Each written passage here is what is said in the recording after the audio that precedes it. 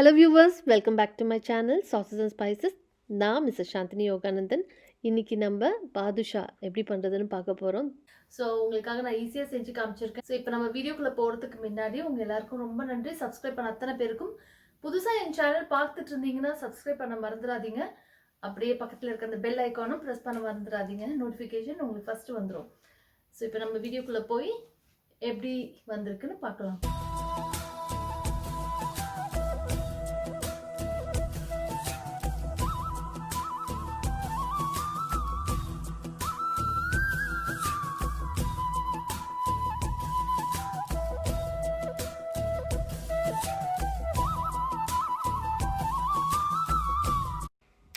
இதுக்கு வந்து நான் மைதா வந்து 2.5 கப்ஸ் மெஷர் பண்ணி எடுத்து வச்சுருக்கேன். அதை நான் போட்டிருக்கேன். அதுக்கப்புறமா நெய் வந்து ஒரு 1/2 கப் எடுத்து வச்சுருக்கேன். அதையும் அதில் நான் சேர்த்துட்றேன். இப்போ வந்து நான் இதில் வந்து பேக்கிங் பவுடர் ஒரு 1 டீஸ்பூன் ஆட் பண்ணுறேன். அதுவும் அதில் போட்டுக்கோங்க. இந்த கலர் வந்து உங்களுக்கு வேணும்னா யூஸ் பண்ணுங்கள், இல்லைன்னா வேண்டாம். ஏன்னா இது வந்து நம்ம வந்து ஜீராவில் வந்து கலர் போட போகிறோம். ஸோ அதனால் இதில் அவாய்ட் பண்ணணுன்னா அவாய்ட் பண்ணிக்கோங்க. இல்லை நீங்கள் கலர் ஆட் பண்ணுற மாதிரினா ஃபுட் கலர் அந்த லிக்விடாக இருக்கிறத ஆட் பண்ணிக்கோங்க. இல்லைன்னா இந்த பவுடரை வந்து கொஞ்சோண்டு தண்ணியில் மிக்ஸ் பண்ணி இதில் சேர்த்துக்கோங்க. அப்படியும் இல்லைன்னா லேசாக மஞ்சள் தூள் சேர்த்தா கூட ஓகே, போதும், நல்லாயிருக்கும். ஸோ அந்த மாதிரி சேர்த்து நல்லா மிக்ஸ் பண்ணிக்கோங்க. இது வந்து நம்ம சப்பாத்தி மாவு பிசைகிற மாதிரிலாம் பிசையக்கூடாது. ஒரு மாதிரி இழுத்து இழுத்து அங்கங்கே இருக்கணும். ஸோ ரொம்ப நம்ம அழுத்தம் கொடுத்து பிசையணும்னு அவசியம் இல்லை. எல்லா மாவுலேயும் தண்ணி படுற அளவுக்கு தண்ணி ஊற்றி ஒரு மாதிரி பைண்டிங் பண்ணிக்கோங்க. ஒரு மாவு மாதிரி இருக்கணும், அவ்வளோதான். அதுக்கப்புறம் இந்த மாதிரி பிச்சு பிச்சு போடணும். நம்ம போட்டுட்டு நல்லா வந்து ஒரு இதில் இந்த மாதிரி சேர்த்தாச்சு. இப்போ தண்ணி எல்லாத்துலேயும் பட்டு ஒரு மாதிரி ஒரு ஃபார்மில் ஆயிடுச்சு. இது நம்ம சப்பாத்தி மாவு மாதிரி பிசையக்கூடாது, அவ்வளோதான். இந்த மாதிரி நம்ம வச்சுட்டு கொஞ்ச நேரம் விட்டுடலாம். நம்ம அது கொஞ்சம் நேரம் ஊறட்டும். அந்த கேப்பில் வந்து நம்ம வந்து இந்த ஜீரா பண்ணிக்கலாம். இது பாருங்கள், இப்படி தான் இது பண்ணணும். பிச்சு பிச்சு போட்டு பண்ணணும். அப்போ தான் உங்களுக்கு அந்த பாதுஷாவில் உள்ளே வந்து லேயர்ஸ் கிடைக்கும். நம்ம அழுத்தி அழுத்தி பிசையக்கூடாது இதுக்கு. அதுவும் இல்லாமல் ரொம்ப தண்ணி விட்டும் பிசையக்கூடாது. இந்த அளவு எல்லா மாவுலேயும் தண்ணி பட்டு அது ஒரு ரவுண்டு ஷேப் இல்லாமல் ஒரு மாதிரி ஒரு எல்லா மாவும் சேர்ந்த மாதிரி இருந்தால் போதும்.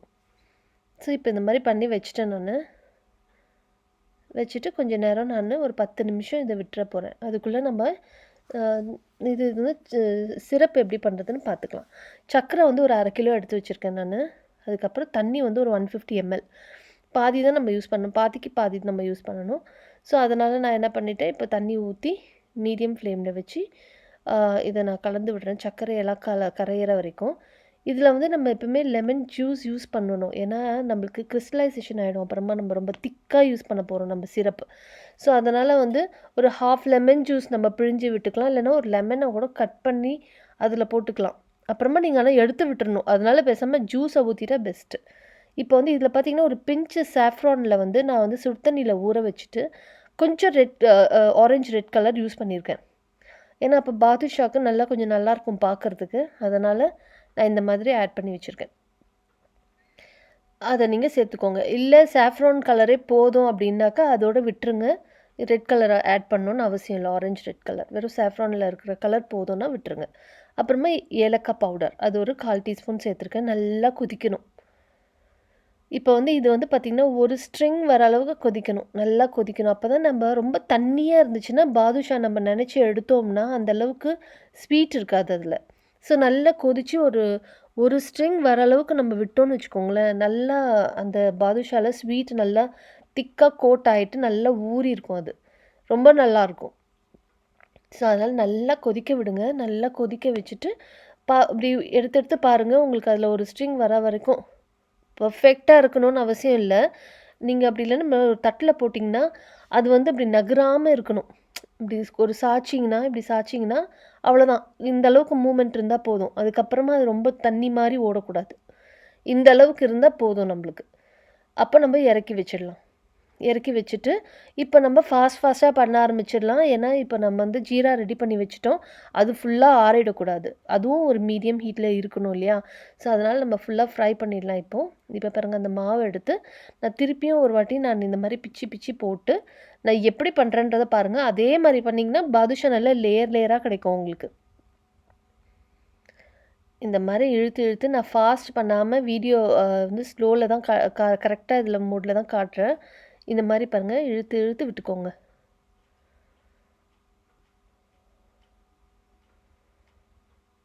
இந்த மாதிரி பிச்சு போடணும். அது வந்து ஒரு உள்ளே வந்து ரவுண்டு பார்த்திங்கன்னா அப்படியே இருக்கணும், ஒரு ரொம்ப லேயராக வரணும் பாதுஷா. அப்போ தான் நல்லாயிருக்கும் நம்மளுக்கு சாப்பிட்றதுக்கு.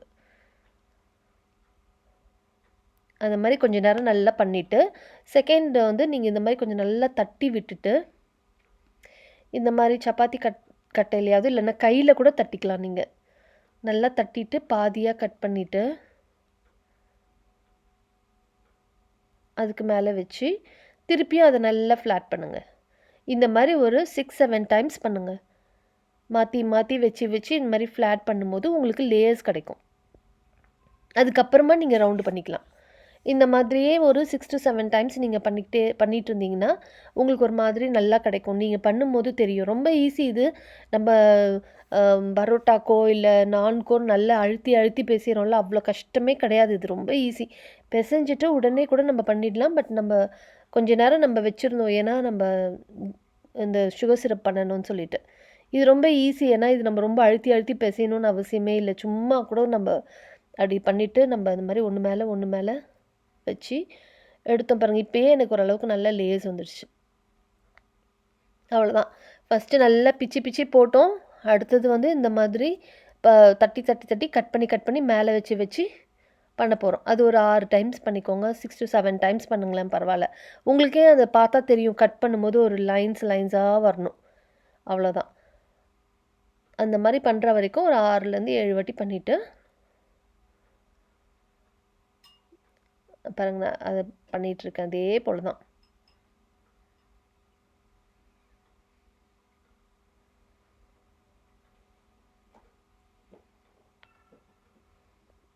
இப்போ நான் பண்ணி முடிச்சதுக்கப்புறம் அந்த மாவை 4ஆக பிரிச்சுட்டு அதுலேருந்து எவ்வளோ ரவுண்டு நம்மளுக்கு என்ன மாதிரி வேணுமோ அந்த மாதிரி நம்ம கட் பண்ணிக்கிட்டோம்னா ஈவனாக இருக்கும் எல்லாமே. ஸோ இந்த மாதிரி ஃபஸ்ட்டு ரவுண்டு எவ்வளோ வேணுமோ, எவ்வளோ பீசஸ் வருதோ அது மாதிரி கட் பண்ணி வச்சுக்கோங்க.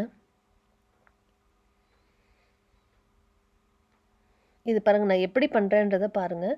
நான் ஃபஸ்ட்டு அந்த ஒன்றா எடுத்து அதை நல்லா ரோல் பண்ணிவிட்டு கையில் தம்மில் வந்து நம்ம எப்படி கொழுக்கட்டைக்கெல்லாம் நம்ம சொப்பு மாதிரி பண்ணுவோம் பார்த்திங்களா, அந்த மாதிரி பண்ணிவிட்டு அந்த எட்ஜஸ் எல்லாம் உள்ளே வச்சு க்ளோஸ் பண்ணி அதுக்கப்புறம் நடுவில் ஒரு ஹோல் போடுறேன் நான்.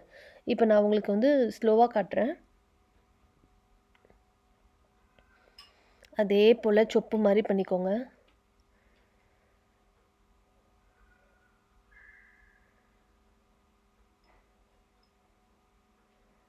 நம்ம பூரண கொழுக்கட்டைக்கு பண்ணுற மாதிரி இந்த மாதிரி பண்ணிவிட்டு அதுக்கப்புறம் இந்த ஓரத்தெல்லாம் உள்ளே மடித்து விட்டுக்கோங்க.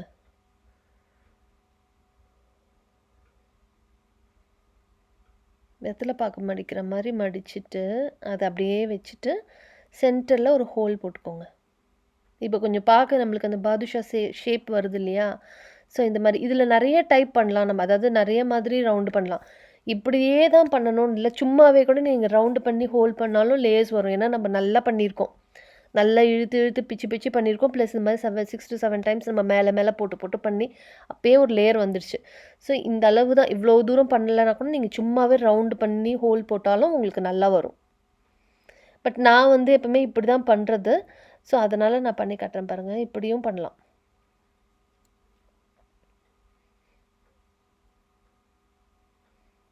இது இன்னும் நல்லாயிருக்கும் பார்க்குறதுக்கு. உங்களுக்கு அப்படியே லேயராக தெரியும் உங்களுக்கு. ஸோ இப்போ எல்லாத்தையும் நான் ரெடி பண்ணிவிட்டு அதுக்கப்புறம் நம்ம ஃப்ரை பண்ணலாம். இது பார்த்திங்கன்னா எப்படின்னா ஃப்ளேம் வந்து ரொம்ப ஸ்லோவில் இருக்கணும். நான் வந்து நெய்யில் தான் ஃப்ரை பண்ணுறேன். நெய்யில் ஃப்ரை பண்ணும்போது டேஸ்ட் ரொம்ப நல்லாயிருக்கும். சப்போஸ் நீங்கள் நிறைய பண்ணுற மாதிரினா உங்களுக்கு எண்ணெயில் தான் ஃப்ரை பண்ணணுன்னா அது கூட பண்ணிக்கோங்க. இல்லை நிறைய பண்ணுறவங்க வேணால் பாதி கூட நீங்கள் பண்ணிக்கலாம். இப்போ இந்த மாதிரி 1 கப் 2 கப்பு பண்ணும்போது நெய்லேயே பண்ணிடலாம் நம்ம. இப்போ நான் இதில் ஒரு டிப்ஸ் ஒன்று கொடுக்குறேன். இப்போ நம்ம எவ்வளோ செஞ்சுருக்கோமோ மொத்தமாக எல்லாத்தையும் ஒரே டைமில் போட்டிங்கன்னு வச்சுக்கோங்களேன், உங்களுக்கு எல்லாமே ஈவனாக ஒரே மாதிரி ஃப்ரை ஆகிட்டு வெளியில் வரும். இப்போ நான் பேன் மாதிரி யூஸ் பண்ணியிருக்கிறதுனால எவ்வளோ மேக்ஸிமம் எனக்கு பிடிக்குதோ அந்தளவுக்கு போட்டுட்டேன். இல்லை நீங்கள் வந்து ஒரு பெரிய கடாய் மாதிரி யூஸ் பண்ணிங்கன்னா இந்த 2.5 கப்ஸுக்கு எல்லாமே மொத்தமாகவே நீங்கள் போட்டுடலாம். ஏன்னா இதுக்கு ஃப்ளேம் வந்து ரொம்ப ரொம்ப கம்மியாக இருக்கணும். அப்புறம் நம்ம போட்டதுக்கப்புறமா நம்ம போட்ட சைஸை விட ஒரு சைஸ் பெருசாகும். அப்படியே அதுவே மேலே வரும். ஸோ எனக்கு இடம் பத்தாததுனால நான் ஒரு 4, 5 அப்படியே விட்டுட்டேன். ஸோ இப்போ நல்லா உடனே திருப்பிடக்கூடாது. ஏன்னா சாஃப்டாக இருக்கும். கொஞ்ச நேரம் நீங்கள் டைம் கொடுங்க. அதுக்கு வந்து கொஞ்சம் அப்படியே கீழேருந்து லேசாக மேலே வரும். அது வரைக்கும் நீங்கள் டைம் கொடுத்ததுக்கப்புறமா நீங்கள் திருப்புங்க. இப்போ பாருங்கள், இது நல்லா ஃப்ரை ஆகிடுச்சு. ரொம்ப கலர் விட்டுறாதீங்க. இப்போ நல்லா ஃப்ரை ஆகிடுச்சு எனக்கு. ஏன்னா எனக்கு தொட்டு பார்த்தா தெரியும், நல்லா நல்லாயிருக்கும். தொட்டு பார்க்கும்போது உங்களுக்கே தெரியும். ஸோ இதே போல் எல்லாமே ஒரே டைமில் ஃப்ரை ஆகிட்டு எடுத்துடுறது பெஸ்ட்டு. ஸோ இப்போ பார்த்திங்கன்னா எல்லாத்தையும் ஃப்ரை பண்ணிவிட்டு, அது ரொம்ப சூடாக நம்ம வந்து ஜீராவில் போடக்கூடாது. ஸோ ஃப்ரை ஆனதும் கொஞ்சம் நேரம் ஆறணும். அதாவது ஃபுல்லாக ஆறிடக்கூடாது. கொஞ்சம் மீடியம் சூடு இருக்கணும். மீடியம் சூடு வந்து பார்த்திங்கன்னா ஜீராவும் மீடியமாக இருக்கணும். அதே மாதிரி நம்ம இந்த பாதுஷா ஃப்ரை பண்ணியிருக்கோம் இல்லையா, அதுவும் மீடியம் சூடில் தான் இருக்கணும். ரொம்ப சூடாக போட்டுறாதீங்க. ஸோ மீடியம் சூடில் இருக்கும்போது கொஞ்சம் கொஞ்சமாக போட்டு நம்ம வந்து டிப் பண்ணி 4 மினிட்ஸ் விட்டுருங்களேன். விட்டுட்டு உங்களுக்கே தெரியும், உங்களுக்கு அந்த ஜீராலாம் நல்லா ஒட்டி இருக்கும். ஒட்டி அப்படியே வரும். வரும்போது உங்களுக்கே தெரியும், ஓகே முடிஞ்சிருச்சுன்னு சொல்லிட்டு அதை அப்படியே விட்டுருங்க. உடனே நீங்கள் சாப்பிடாதீங்க. அதை அப்படியே விட்டுட்டு இப்போ மார்னிங் பண்ணிங்கன்னா ஒரு ஈவினிங் ஒரு நெக்ஸ்ட் டே ரொம்ப நல்லா ஊறியிருக்கும். நல்லா ஊறினதுக்கப்புறமா நீங்கள் எடுத்து சாப்பிட்டிங்கன்னா அவ்வளோ கரெக்டாக இருக்கும். ஸோ இந்த மாதிரி ஜீராவில் டிப் பண்ணி எடுத்து போட வேண்டியது தான். இன்னொரு வாட்டி கூட நீங்கள் டிப் பண்ணிக்கலாம். எல்லாத்தையும் எடுத்து முடிச்சதுக்கப்புறம் செகண்ட் டைம் கூட ஒரு வாட்டி டிப் பண்ணி எடுத்து வச்சிட்டிங்கன்னா அவ்வளோதான் போதும். நல்லா உங்களுக்கு அந்த ஸ்வீட் எல்லாம் நல்லா இறங்கிடும் பாதுஷாவில். அப்புறம் நீங்கள் நெக்ஸ்ட் டே சாப்பிட்றதுக்கு நல்லா ஊறியிருக்கும். ரொம்ப நல்லாயிருக்கும். சாஃப்டாக லேயராக வரும் உங்களுக்கு. இந்த வாட்டி கண்டிப்பாக இந்த மாதிரி ட்ரை பண்ணி பாருங்கள். இது வந்து ரொம்ப ஈஸியான ஒரு ஸ்வீட் இது. நம்ம பாதுஷா வந்து எல்லாருக்குமே பிடிக்கும். பிகாஸ் இது ரொம்ப ஸ்வீட் இருக்காது. எல்லாருமே சாப்பிட்ற மாதிரி இருக்கும். ஸோ அதனால் எல்லாருமே ட்ரை பண்ணி பார்த்துட்டு எப்படி இருந்துச்சுன்னு எனக்கு கமெண்ட்டில் சொல்லுங்கள். நம்ம சீக்கிரமாக அடுத்த வீடியோவில் பார்க்கலாம்.